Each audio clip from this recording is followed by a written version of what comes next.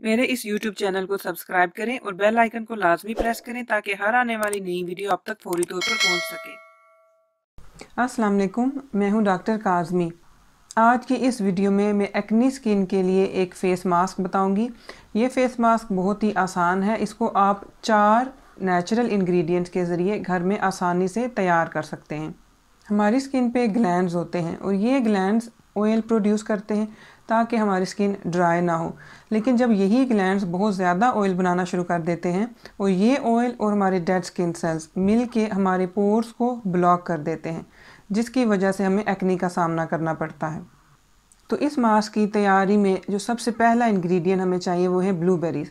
तो आप इसके लिए 8 से 10 ब्लूबेरीज़ ले लें।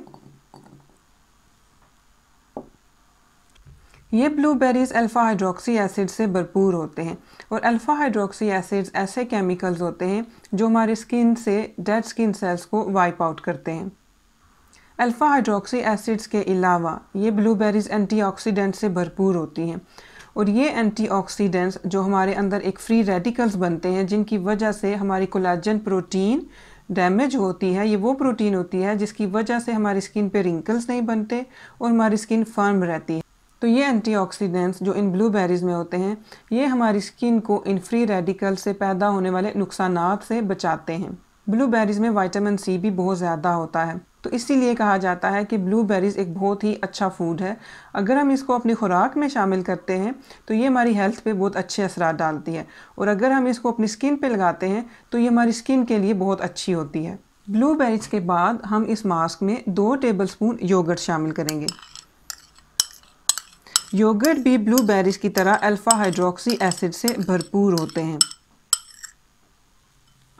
और इनमें प्रोबायोटिक्स होती हैं और ये प्रोबायोटिक्स फ्रेंडली बैक्टीरिया के नाम से जानी जाती हैं जो हमारी स्किन को एक्नी से बचाती हैं।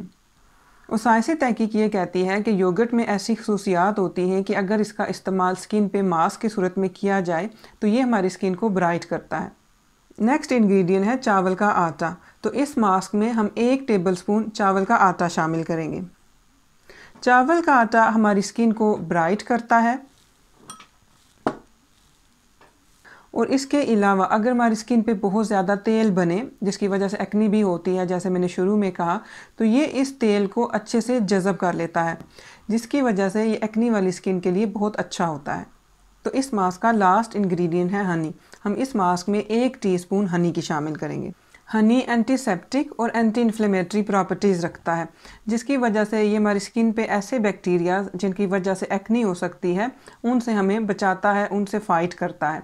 इनके अलावा ये ब्लूबेरीज़ की तरह एंटीऑक्सीडेंट से भी भरपूर होता है, इसलिए ये हमारी स्किन के लिए काफ़ी अच्छा होता है। अब हम इन चारों इंग्रेडिएंट्स को अच्छे से मिक्स करके ब्लेंड करके एक पेस्ट बना लेंगे।